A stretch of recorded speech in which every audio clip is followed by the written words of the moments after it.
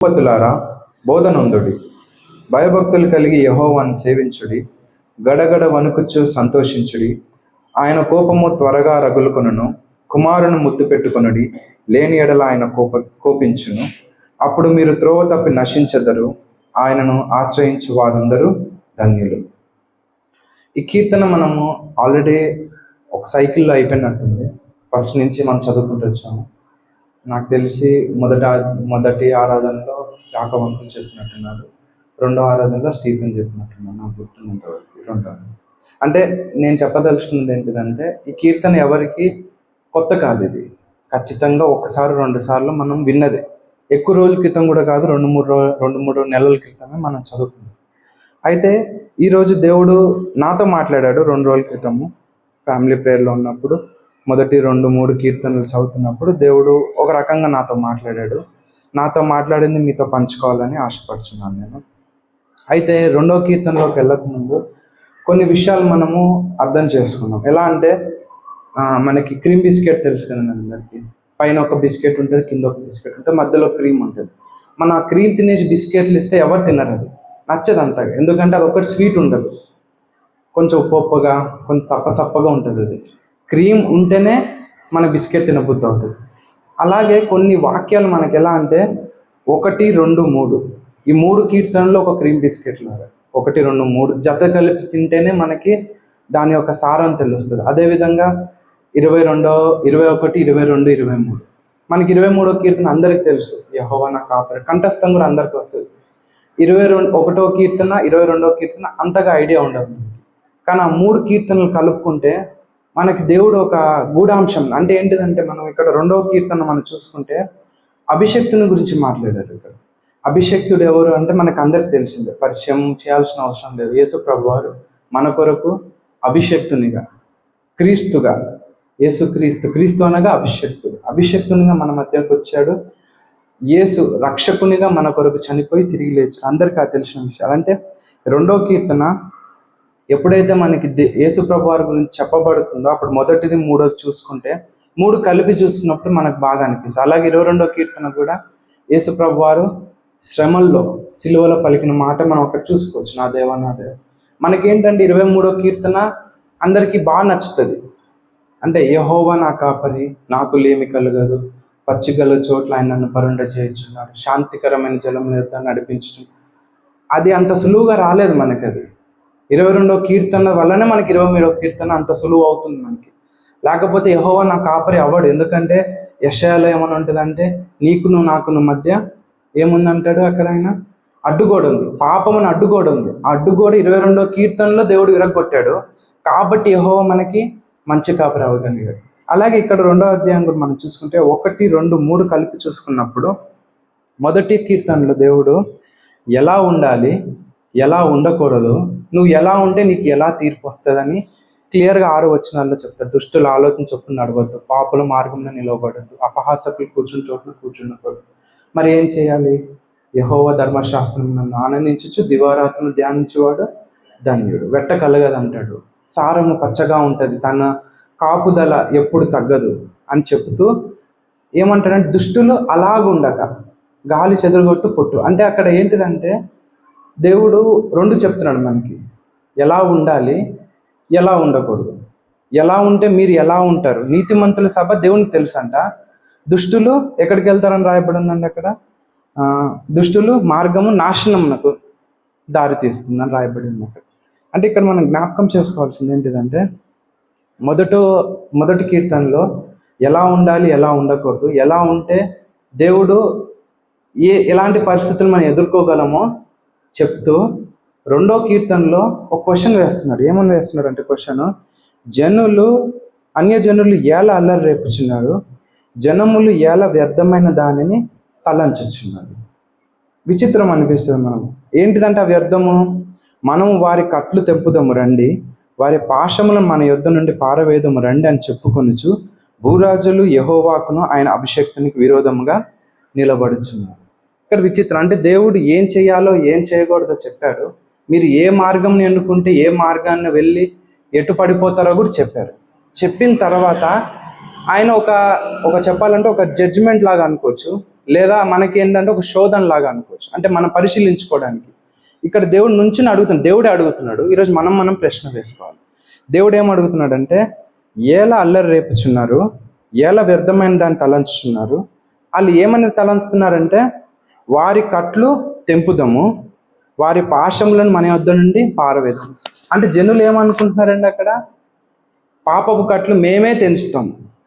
అంటే చెప్పాలంటే ఇక్కడ పాపపు కట్లు అని రాయబడలేదు, కానీ ఆత్మీయంగా మనం చూసుకుంటే కట్లు దేవుడు ఒక్కడే తెంపగలడు, ఇంకెవరు తెంపడానికి అర్హత లేదు, వాళ్ళు చాలరు కూడా.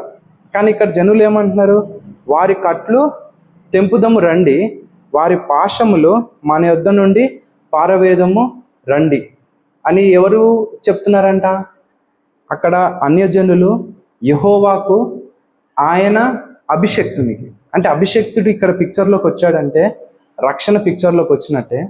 అభిషక్తుడు ఇక్కడ మన మధ్యలో ఉన్నాడంటే ఖచ్చితంగా నీతి మార్గము ఏర్పరచబడినట్టే. అంటే ఇక్కడ మనం జ్ఞాపకం చేసుకోవాల్సింది ఏంటిదంటే, ఆయన ఒక్కడే కాదు మేము కూడా కట్లు విప్పగలము, ఆయన ఒక్కడే కాదు మేము కూడా మీ పాశములను దూరం చేయగలము, ఆయన ఒక్కడే కాదు ఆయన ఏదైతే చేయగలడో, ఆయన సమాధానకర్త ఆయనేనా? కాదు, నేను సమాధానకర్తనే. ఆయన నీతిమంతుడా? నేను నీతిమంతుడు. అంటే ఏంటిదంటే ఇక్కడ భూజనులు భూరాజులు అందరూ ఏం చేస్తున్నారంటే, యెహోవాకును ఆయన అభిషక్తునికి ఎదురుగా నిలబడి సవాల్ చేస్తున్నారంట. అది చాలా విచిత్రంగా ఉంది. అసలు ఆలోచన చేయడానికి కూడా మనకు అర్థం కాదు. అది మనం లిటరల్లీ తీసుకుంటే విచిత్రం అనిపిస్తుంది, కానీ మన జీవితాల్లో మనం చేసేదే అది. మనకు తెలియకుండానే దేవుని స్థానంలో దేవుని కూర్చోపెట్టకుండా మనమే కూర్చుంటాం దేవుని స్థానం, లేదా ఇంకోళ్ళు ఎవరినో కూర్చోపెడతాము. తద్వారా దేవునికి మనమే సవాల్ విసిరేస్తున్నాం. ఏంటిదంటే, నీ స్థానం అది కాదు, నువ్వు కొంచెం పక్కకి వెళ్తే ఆ స్థానంలో నేను కూర్చుంటాను, లేదా నాకు ఇష్టమైనది ఏదైనా నేను కూర్చోపెడతాను. ఎందుకంటే నువ్వు ఒక్కడివే కాదు, నేను చేయగలను. ఇంకొక పాట విన్నాం మనం, ఎన్ని తలచినా ఏది జరిగినా జరిగేది నీ చిత్తమే. కొంచెం చెప్పాలంటే అది పాడడం అనేది కష్టం చెప్పాలంటే. అది వాస్తవం కూడా కాదు. ఒక పల్లవి తీసుకుంటే అది కరెక్ట్ కాదు. అది కేవలం యేసుప్రభు వారు ఒక్కరే ఆ పాట పాడగలరు. ఎందుకంటే ఆయన ఒక్కరే ఆ ప్రార్థన చేస్తాడు, నా చిత్తం కాదు నాయనా నీ చిత్తమే జరుగును గాక, నువ్వు అనుకున్నదే జరుగును గాక. అందుకే శిష్యులతో కూడా ఏం చెప్తారంటే, పరలోకమందు నీ చిత్తము జరుగునట్లు భూమి మీద కూడా జరుగును గాక. అది మనం అనుమతించాలి. అది మనం అనుమతిస్తేనే ఆ చిత్తం జరుగుతుంది. లేకపోతే మనం ఏమంటే, మనం చేసే తప్పులు మనం చేసుకుంటూ దేవుడు సరి చేసేదంతా మనం అది బుద్ధి నేర్చుకోకుండా మనం ఏమంటామంటే, నేను ఎన్ని తలుచుకుంటే ఎందులో దేవుడు చేస్తుంటాడు. అలా కాదు కదండి. దేవుడు అన్యాయస్తుడు కాదు, కరెక్టే, అన్యాయస్తుడు కానే కాదు. మనకు అన్యాయం ఏది చేయడు. మనల్ని సరి చేయడానికి ఏదైనా చేస్తాడు దేవుడు, మనకి బుద్ధి చెప్పడానికి ఏదైనా చేస్తాడు, లేదా మనకి నెక్స్ట్ లెవెల్ తీసుకెళ్ళడానికి దేవుడు ఏదైనా ప్రయత్నం చేస్తాడు. అంటే ఇక్కడ మనం జ్ఞాపకం చేసుకోవాల్సింది ఏంటిదంటే, దేవుడు ఈరోజు మాట్లాడాలనుకుంటుంది, మనం ఏ పరిస్థితుల్లో ఉన్నాము? అన్యజనుల్లాగా క్రీస్తుకి వ్యతిరేకంగా నుంచున్నామా, లేదా క్రీస్తుతో పాటు క్రీస్తు వెనకాల నుంచున్నామా అనే ప్రశ్ననే మెయిన్గా దేవుడు నాకు ఈరోజు దేవుడు మన ముందు ఉంచుతున్న ప్రశ్న ఇది. అయితే రెండో అధ్యాయం మనం చూసుకుంటే చాలా విచిత్రం. ఇదేంటిదంటే, దావీదు మహారాజు రాసి ఉంటాడు, ఇక్కడ రాయలేదు కానీ అందరు చెప్పేది ఏంటి, దావీదు మహారాజు రాసి ఉంటారని. కానీ రెండో అధ్యాయము ఎన్నిసార్లు చదివినా ఒక విచిత్రంగా ఉంటుంది. ఏంటిదంటే, తండ్రి అయిన దేవుడు, కుమారుడైన దేవుడు, పరిశుద్ధాత్మ దేవుడు ముగ్గురు మాట్లాడుకున్నట్టే ఉంటుంది ఇక్కడ. అంత ఇంకేం ఉండదు. ముగ్గురు సంభాషిస్తున్నారు. మొదటి 6 వచనాలు యేసుప్రభు వారు మాట్లాడుతున్నారు. మొదటి మూడు వచనాలు ఏంటంటే ప్రశ్న. ఈ భూజనులు ఏం చేస్తున్నారు, ఈ రాజులు ఏం చేస్తున్నారు, నీకు నాకు ఎదురుగా ఎలా నుంచుంటున్నారని యేసుప్రభు వారు అడుగుతుంటే చూడండి, అడిగినట్టు ఉంటుంది. అన్యజనులు ఎలా అల్లరి రేపుచున్నారు, జనములు ఏల వ్యర్థమైన దాన్ని తలంచుచున్నవి, మనం వారి కట్లు తెంపుదాం రండి, వారి పాశములను మన యుద్ధంని పారవేయడం రండి అని చెప్పుకొనుచు భూరాజులు యెహోవాకును ఆయన అభిషక్తునికి విరోధంగా నిలబడుచున్నారు, ఏలికలు ఏకీభవించి ఆలోచన చేయుచున్నవి. అయితే ఇది ప్రశ్న యేసుప్రభు వారు చెప్తూ తర్వాత ఏమంటున్నారంటే, దాని యొక్క సమాధానం, ఆకాశమందు ఆసీనునగువాడు నవ్వుచున్నాడు. ఇది విచిత్రమైన మాట. నాకు భలే అనిపించింది మాట విన్నప్పుడు. అంటే ఈ నవ్వు మనము కోపంతో నవ్వుతున్నాడా, అపహాసిస్తూ నవ్వుతున్నాడా, లేకపోతే వెర్రితనంతో నవ్వుతున్నాడా అని ఒక ప్రశ్న మనం వేసుకుంటే సింపుల్గా ఒక ఆలోచన వచ్చింది నాకు. మొన్న పూణేకి వెళ్ళాను, నేను ఫ్లైట్లో వెళ్ళాను. చిన్న టర్బులెన్స్ వచ్చింది. ఇప్పుడు అదే విషయం నేను యాకోబ్ అంకుల్కి వచ్చి చెప్పాను అనుకోండి, గంభీరంగా వచ్చి, అంకుల్ ఇట్లా పూణేకి వెళ్తుంటే 40 minutes ఫ్లైట్, ఎక్కువసేపు కూడా ఉండదు, 40 minutes టర్బులెన్స్ వచ్చింది అంకుల్, భయం వేసి సీట్ బెల్ట్ పెట్టుకున్నాను, ఆయన పక్కకు తిరిగి నవ్వుకుంటాడు. ఎందుకంటే ఆయన ఇంతకు ముందు చాలాసార్లు ఆయన సాక్ష్యంలో చెప్పారు. ఏం చెప్పారు? యుఎస్ వెళ్తున్నప్పుడు కొన్ని గంటల పాటు టర్బులెన్స్ వచ్చింది, అన్నం అక్కడి నుంచి ఇక్కడికి అది అన్నం అంటే అక్కడ వాళ్ళు పెట్టే ఫుడ్ కూడా ఫస్ట్ నుంచి లాస్ట్కి వచ్చి పడిపోయింది. ఆయన ఎందుకు నవ్వాడు అంటే ఆయన స్థానము అంటే ఏంటంటే, నువ్వు చెప్పేది ఓకే నాకు అర్థమైందిలే, నువ్వు ఏదో ఒక 5 నిమిషాలు చూసుంటావు, నేను 2 గంటలు చూశాను, అది అనుభవించాను, నాకు తెలుసు, నేను 40 సార్లు వెళ్ళాను, ఆయన చెప్పారు చాలాసార్లు, చెప్తున్నాను నేను. అంటే ఇంకోటి, ఇప్పుడు మామూలుగా మన క్రికెటర్స్ ఉన్నారు, ఇండియన్ క్రికెటర్స్, గల్లీలో చిన్న చిన్న పిల్లలు ఆడుతుంటారు. ఇప్పుడు రోహిత్ శర్మనే వెళ్తున్నాడు అనుకుంది గల్లీ నుంచి, అరే నేను రోహిత్ శర్మ కంటే బాగా ఆడతారని ఎవరు చిన్న పిల్లడు అన్నాడు అనుకుంది, రోహిత్ శర్మ నవ్వుకుంటూ వెళ్ళిపోతాడు. అక్కడ నుంచి నేంద్ర నువ్వు నాకంటే బాగా ఆడతాను అడగడు, ఎందుకంటే స్థాయి కాదు ఆయనకి, వచ్చి పోరాడే స్థాయి కాదు, నవ్వుతాడు. ఇక్కడ అదే విచిత్రం అనిపిస్తుంది. అంటే భూరాజులు, ప్రవక్తలు, క్షమించాలి, భూరాజులు, తర్వాత అన్యజనులు, భూరాజులు అందరూ ఆయన అభిషక్తునికి విరోధంగా నిలబడి కేకలు వేస్తున్నారు, సవాళ్ళు విసిరేస్తున్నారు. నువ్వే కాదు, మేము పాశములు విరగొట్టగలము, మేము కట్లు తెంపగలమని విర్రవీగుతూ కేకలు వేస్తుంటే, ఆకాశమందు, అక్కడ విచిత్రంగా రాయబడింది ఏమన్నానంటే, ఆకాశమందు ఆసీనుడగు వాడు నవ్వుచున్నాడు, ప్రభువు వారిని చూచి అపహసించుచున్నాడు.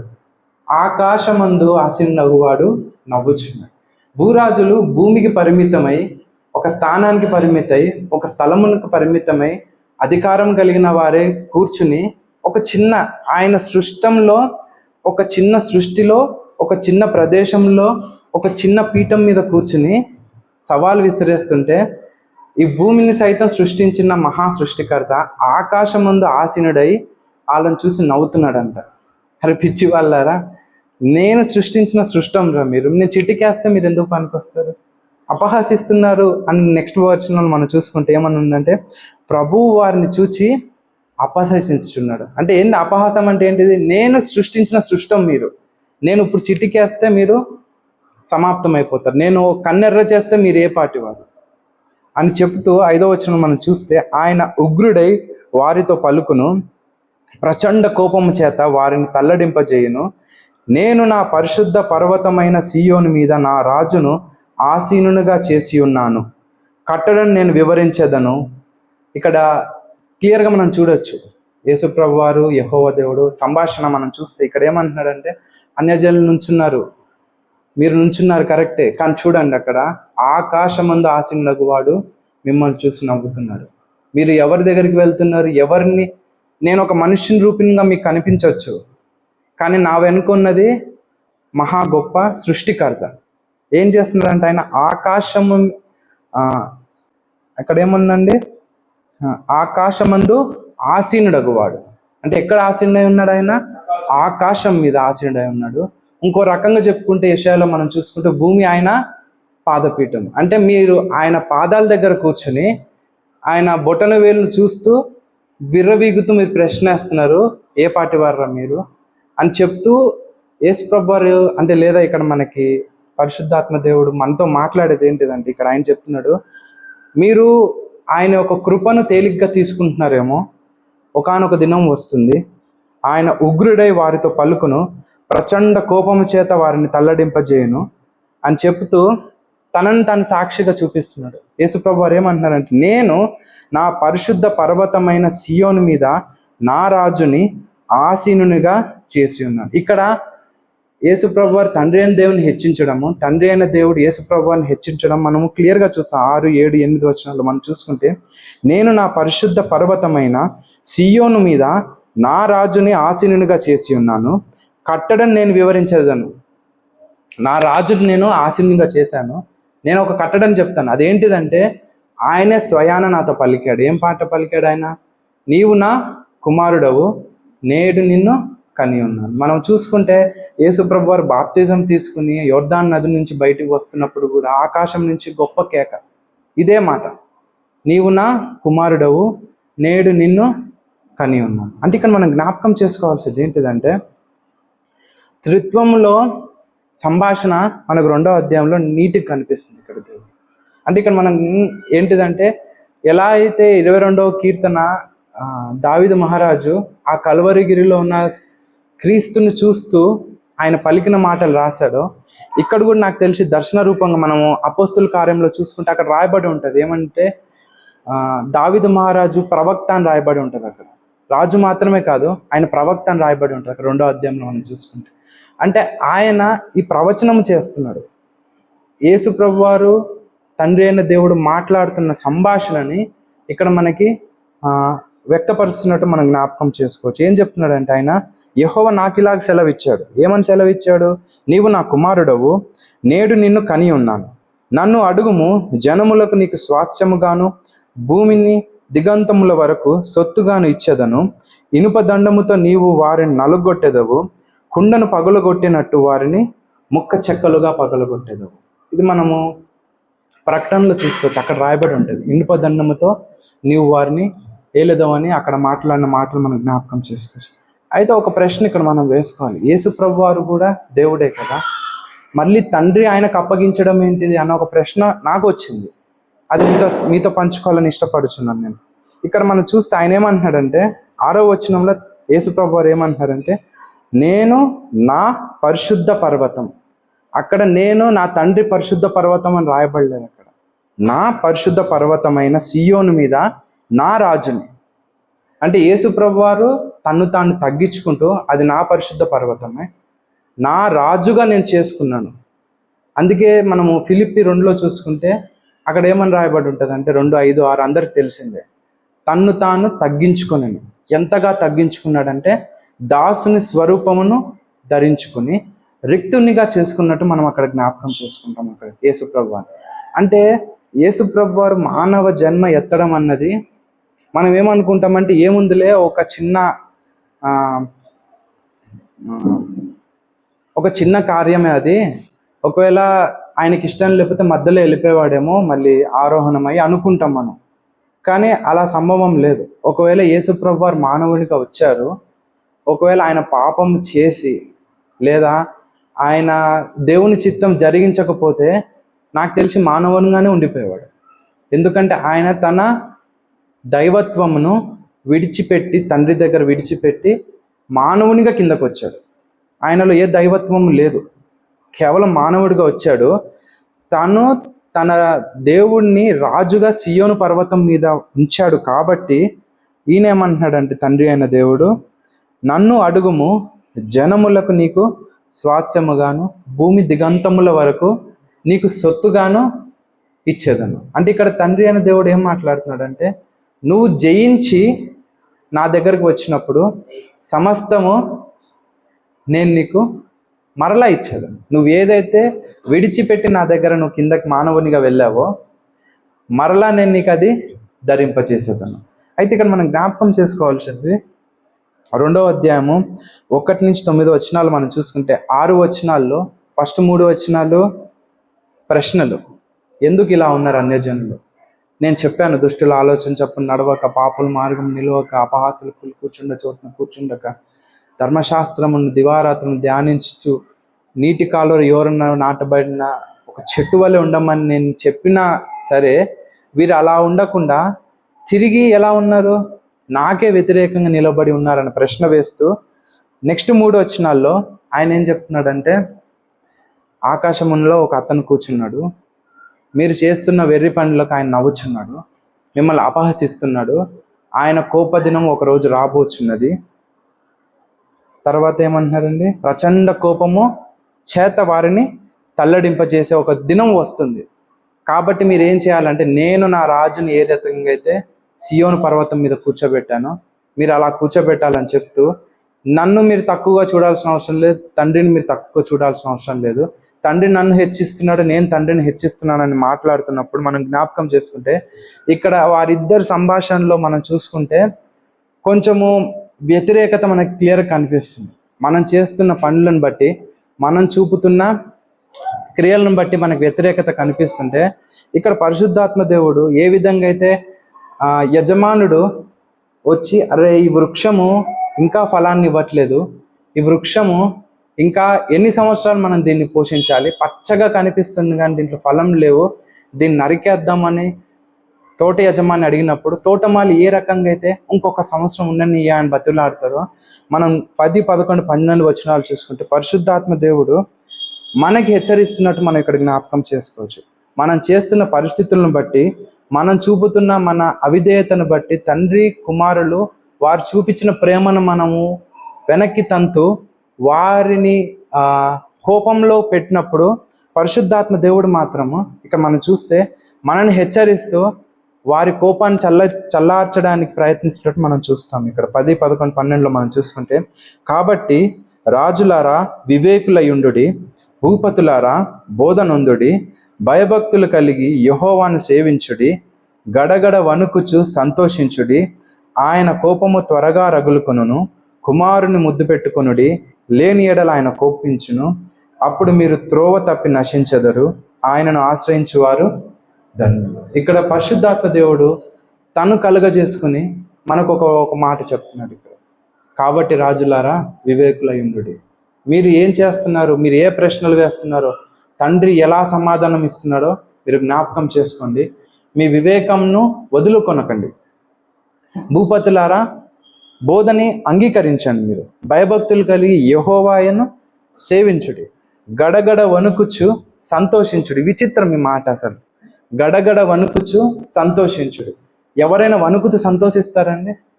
గడగడ వణుకుచు ఏం చేయాలి? ఏడవాలి. గడగడ వణుకుతూ భయపడిపోవాలి.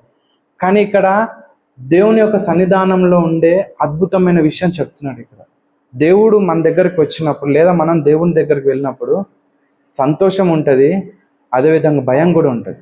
ఎందుకంటే అంత మహాపరిశుద్ధుడు, అంత మహోన్నతుడు మనతో పాటు నడవడానికి వస్తున్నాడంటే అది వినడానికి ఆశ్చర్యం. మోషే కూడా మనం అక్కడ చూసుకుంటే పైకి వెళ్ళినప్పుడు, అయ్యా నీ వీపు చూస్తాను, చూడలేకపోయాడు వీపుని. తర్వాత మనం నిర్గమకాండంలో చూసుకున్నప్పుడు దేవుడితో మాట్లాడడానికి అక్కడ ఒక గుడారం వేయబడి ఉంటుంది. పాలెము అవతల ఒక గుడారం వేయబడి ఉంటుంది. అక్కడ దేవుడు మహిమ దిగి వచ్చినట్టు రాయబడి ఉంటుంది. అక్కడ నిర్గమకాండము 26వ అధ్యాయం, 26, 27 వచ్చిన లేదు, మన దూడని చేసుకుంటారు కదా వాళ్ళు, దూడని చేసుకుని 32వ అధ్యాయం అనుకుంటా. ఇప్పుడు సమయం లేదండి, అంత మనం వెళ్ళొద్దు. అయితే సారాంశం ఏంటిదంటే, అక్కడ ఎప్పుడైతే మోషే సినాయి పర్వతం మీదకి వెళ్తాడో, అక్కడికి వెళ్ళినప్పుడు 40 రోజులు 40 రాత్రులు దేవునితో గడిపి ఆయన దగ్గర నుంచి ఆజ్ఞలు తీసుకుని కిందకు వచ్చినప్పుడు ఇక్కడ ఒక భయంకరమైన కార్యం జరుగుతుంటుంది. ఇశ్రాయేల్ అందరు ఏం చేస్తారంటే ఒక చిన్న గోల్డెన్ కాఫ్ని అంటే బంగారపు దూడని తయారు చేసుకుని దానికి మొక్కుతూ దాని చుట్టూ పాటలు పాడుతూ గంతులు వేస్తూ ఉండడం చూస్తారు. అయితే ఆ సమయంలో మోషేకి చాలా రౌద్రం వచ్చేసి ఆ పలకల్ని పలగొట్టేసి దేవుణ్ణి అడిగినప్పుడు ఆ బంగారం తీసుకెళ్ళి ఏమని రాయబడి ఉంటుంది అంటే కాల్చేసి అగ్నితో ఆ బూడిదని నీళ్ళల్లో కల్పించి ఎవరైతే నాట్యాలు చేస్తున్నారో వాళ్ళందరితో తాగించినట్టు రాయబడి ఉంటుంది. అక్కడ ఆ దూడను తయారు చేయడానికి కూడా వాళ్ళు ఏమి ఇచ్చారంటే అక్కడ రాయబడేది వారి ముక్కు పుడకలు, వారి గొలుసులు, చోకమ్మలు, అంటే ఏవైతే దేవుడు ఐగుప్తు నుంచి వచ్చేటప్పుడు ఐగుప్తీయుల మనసులు ప్రేరేపించి అది ఇచ్చారో బంగారము, ఆ బంగారాన్ని తో వాళ్ళు ఒక దూడను తయారు చేసుకున్నట్టు మనం అక్కడ చూస్తాం. అయితే ఇదంతా ఎందుకంటే అది జరిగిన తర్వాత దేవుడు ఏమంటాడంటే, లేదు లేదు నేను మీతో రాను, మీరే వెళ్ళండి, నేను మీతో వస్తే ఆ కోపంలో మీ అందరిని నేను చంపేస్తాను, నేను రాను, మీరు వెళ్ళిపోను, కావాలని నా దూతను మీతో పంపిస్తాను అంటే మోషే అంటే లేదు లేదయ్యా నువ్వు రావాల్సిందే, నువ్వు రాకపోతే మేము వెళ్ళాము. ఇశ్రాయేల్ దేవుడు మమ్మల్ని నడిపించాడు, ఇశ్రాయేల్ దేవుడు మమ్మల్ని రక్షించాడు, ఇశ్రాయేల్ దేవుడే మాతో రావాలి. వారిని చంపేస్తానంటే నా పేరు ఆ జీవ గ్రంథంలో తొలగించేసారు. ఇవన్నీ సంభాషణ జరిగినప్పుడు అక్కడ ఒకటి ఉంటుంది అనమాట. ఏమంటారంటే సరే పాలెం వెలుపల నాకు ఒక గుడారం వేయమంటాడు. నేను అక్కడ దిగి వస్తాను, మీరు నాతో వచ్చి మాట్లాడి నాతో సంధి చేసుకుని వెళ్ళమని రాయబడి ఉంటుంది అక్కడ. అయితే విచిత్రం ఏంటంటే మోషే తప్ప అక్కడికి ఎవరు వెళ్ళలేకపోయారు. అక్కడ యెహోవా మహిమ ఆ గుడారం మీద దిగి వచ్చినప్పుడు మోషే ఆ టెంట్లోకి లేదా గుడారంలోకి వెళ్ళేటప్పుడు అక్కడ రాయబడి ఉంటుంది, ఇశ్రాయేల్లో వారందరూ వారి గుడారంల దగ్గర నుంచి, అంటే దగ్గర చెప్పాలంటే పాలెం వెళ్ళాలంటే వీరి ఊరు ఇక్కడ అనుకోండి, ఒక 1 కిలోమీటర్ దూరంలో టెంట్ వేశారు. ఆ టెంట్లోకి దేవుడు దిగి వస్తున్నాడు, దేవుని మహిమ దిగి వస్తుంది. మోషే నడుచుకుంటూ టెంట్లోకి వెళ్తున్నాడు. వీళ్ళందరూ 1 కిలోమీటర్ నుంచి చూస్తున్నారు. వాళ్ళ ఇళ్ళ దగ్గర, వాళ్ళ గుడారాల దగ్గర ఉండిపోయి అది కూడా చూడలేక నమస్కారం చేసి సాగిల పడినట్టు అక్కడ రాయబడి ఉంటుంది. అంటే మనం జ్ఞాపకం చేసుకోవాల్సింది ఏంటిదంటే, ఆయన మహిమ దిగి వస్తున్నప్పుడు గడగడలాడిపోతాం మనం. అది మనము తాళలేము. అలా అని చెప్పి ఆయన ఏదో భయంకరుడు లేదా ఏంటిదంటే ఏదో ఒక దెయ్యం వస్తున్నట్టు కాదు. ఆయనకు తగిన గౌరవం అది. ఇప్పుడు సీఎం వస్తున్నాడంటే చాలా ఆనందం. ఇప్పుడు సీఎం నా మీద చేయి వేసి ఫోటో దిగాడు అనుకోండి, చాలా ఆనందం ఉంటుంది. చెమటలు కూడా వస్తాయి నాకు. అంటే ఎంత ఏసీలో ఉన్నా సరే సీఎం చెయ్యి వేసాడన్నమాట ఒక చెమట వచ్చేస్తుంటుంది, కంగారు. అంటే ఎక్కడైనా తప్పు జరిగిపోద్దేమో, అంత పెద్ద మంది చెయ్యి వేసాడు ఏమవుతుందో అన్న ఒక చిన్న కంగారు. అలాంటిది మహామహా దేవుడు ఆకాశమందు ఆసీనునగు వాడు చెయ్యి వేస్తున్నాడు మన మీద. హానోక్ అంటాడు, హానోకుతో 300 సంవత్సరాలు నడిచినట్టు మనం చూసుకుంటాం. కాబట్టి ఇక్కడ మనం జ్ఞాపకం చేసుకోవాల్సింది ఏంటిదంటే, పరిశుద్ధాత్మ దేవుడు తోటమాలి వలె మనతో సంధి చేసుకోవడానికి ప్రయత్నిస్తున్నాడు. ఏమంటున్నాడంటే, రాజులారా వివేకులై ఉండుడి, భూపతులారా బోధనొందుడి, భయభక్తులు కలిగి యెహోవాను సేవించుడి, గడగడ వణుకుచు సంతోషించుడి, ఆయన కోపము త్వరగా రగులుకొనును, కుమారుని ముద్దు పెట్టుకొనుడి, లేని ఎడల ఆయన కోపగించు. అంటే నీ కోసము రక్షణ ఇచ్చిన వ్యక్తిని, రక్షణను పంపించిన వ్యక్తిని నువ్వు నిరాకరిస్తే ఆయన కోపము త్వరగా రగులుకుంటుంది. అంటే ఇక్కడ మనం జ్ఞాపకం చేసుకోవాల్సింది ఏంటిదంటే, ముగ్గురు త్రిత్వంలో ఉన్న ముగ్గురు వారు మాట్లాడుతున్న మాటలు మనం జ్ఞాపకం చేసుకుంటే ఒక రకంగా ఏమనిపిస్తుంది అంటే, పదండి వెళ్ళిపోదాం తొందరగా, నా కోపాన్ని వాళ్ళ మీద చూపించేస్తాను, పదండి ఇంకా చాలు. పరిశుద్ధాత్మ దేవుడు ఆగండి, అరే మీరు మారండి రా అంటే అంత సింపుల్గా ఉన్నాయి. మనకు క్లియర్గా మన లోకల్ భాషలో చెప్పుకోవాలంటే, యేసుప్రభు నుంచి నాకు కోపంగా అడుగుతున్నారు, అన్యజనులు ఇంకెంత నా మీద మీ మీద ఇంకెన్ని రోజులు ఇట్లాగా, నేను మీకు ఎంత ఉన్నతమైన స్థానాన్ని ఇచ్చాను, వారికి ఎలా చూపించాను, నేను శిష్యులకు ఎలా చూపించాను, శిష్యులకు ఎలా చూపించాను, దర్శనాల ద్వారా మాట్లాడాను, వాక్యం ద్వారా మాట్లాడాను, ఇంకా ఎన్ని రోజులు, ఇంకా వీళ్ళకి బుద్ధి రాదా, మీ కోపం మీరు చూపించాల్సిన సమయం వచ్చేసింది, ప్రచండమైన కోపం మీరు చూపించాల్సిన సమయం వచ్చేసింది అన్నప్పుడు, నేనే కాదు నీకు ఇస్తాను అధికారము, ఇనుపదండంతో నువ్వు వెళ్తావు అని వాళ్ళు రౌద్రంతో ఉన్నప్పుడు పరిశుద్ధాత్మ దేవుడు మన పక్షాన ఓ రకంగా చెప్పుకోవాలంటే, రాజులారా ముద్దు పెట్టుకోండి ఆయనని. ఈ ముద్దు అనేది మీరు ఒక రకంగా చూసుకుంటే, ఇప్పుడు ఏదన్నా రాజు వస్తున్నాడంటే అప్పట్లో ఏం చేసేవాళ్ళంటే వంగి చేయి తీసుకుని ముద్దు పెట్టుకునేవాళ్ళు. దానికి అర్థం ఏంటిదంటే సబ్మిసివ్, అంటే నీ బాంఛంని అని చెప్పడానికి, నీ సర్వెంట్ని నేను, నువ్వు ఉన్నతమైన వాడివి అని చెప్పి ఆయన చేయి తీసుకుని ముద్దు పెట్టుకుని, కుదిరితే దండం పెట్టి లేదా ఆ చెయ్యిని తలకు అద్దుకుని, అంటే ఏంటిదంటే నన్ను నేను సబ్మిట్ చేసుకుంటున్నాను నీకు, నన్ను నేను సమర్పించుకుంటున్నాను నీకు. ఎందుకు సమర్పించుకుంటున్నాను అంటే నీకున్న స్థానాన్ని బట్టి. ఆ రాజు ప్లేస్లో ఆ రాజు చనిపోయి తన కుమారుడు వస్తే తన కుమారుడికి అలానే చేస్తారు, తన కుమారుడికి అలానే చేస్తారు. ఎందుకు? ఆయనకున్న స్థానాన్ని బట్టి.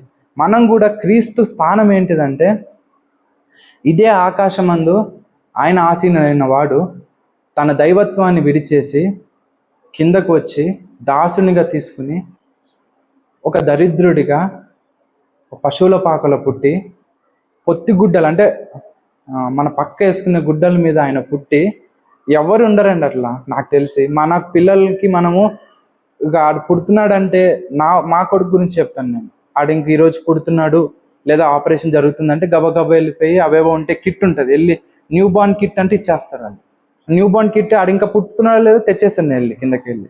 నర్స్ చెప్పింది అనమాట, చెల్లి న్యూ బార్న్ కిట్ తీసుకురావయ్యా. అదంతా నీట్గా ప్యాకింగ్ చేసి ఉంటుంది, స్టెరిలైజ్ అయ్యి నీట్గా ఉండి ఇస్తారు వాళ్ళు.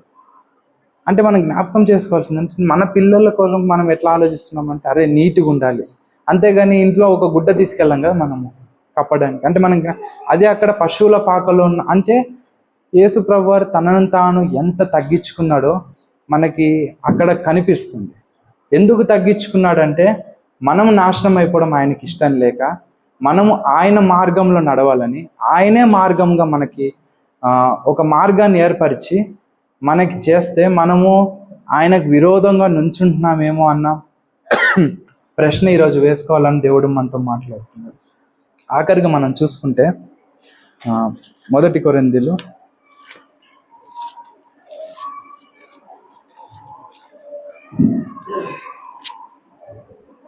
మొదటి కొరింథీలు కాదు, మత్తయి సువార్త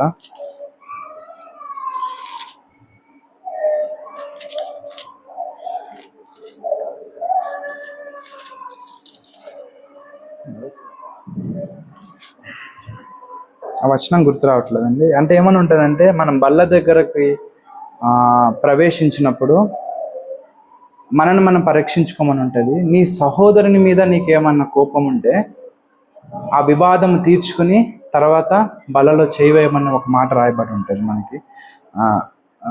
అంటే నీ అర్పణ ఇచ్చేటప్పుడు, బల్లానిగా క్షమించాలి, మీరు అర్పణ అర్పించేటప్పుడు నీ సహోదరుని మీద నీకు ఏదైనా కోపం ఉంటే ముందు ఆ వివాదం తీర్చుకుని తర్వాత బల్లలో చేయవేయమని ఉంటుంది. అయితే ఇక్కడ మనం జ్ఞాపకం చేసుకోవాల్సింది, మన సహోదరుడు ఎవరు అన్న ప్రశ్న మనం వేసుకోవాలి. ఒకటే ప్రశ్న. అంటే మనం బల్లలోకి వెళ్తున్నాం కాబట్టి ఒక చిన్న హెచ్చరిక ఇవ్వాలని ఆశపడుతున్నాను.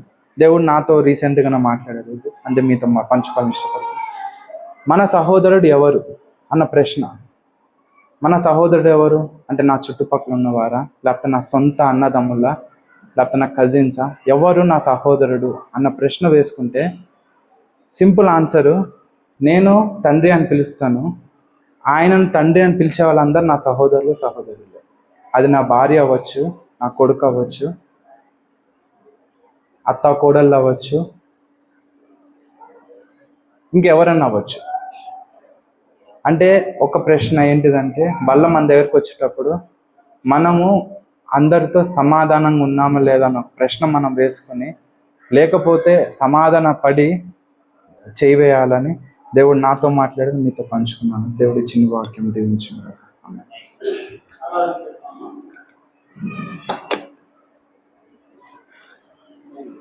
Thank you.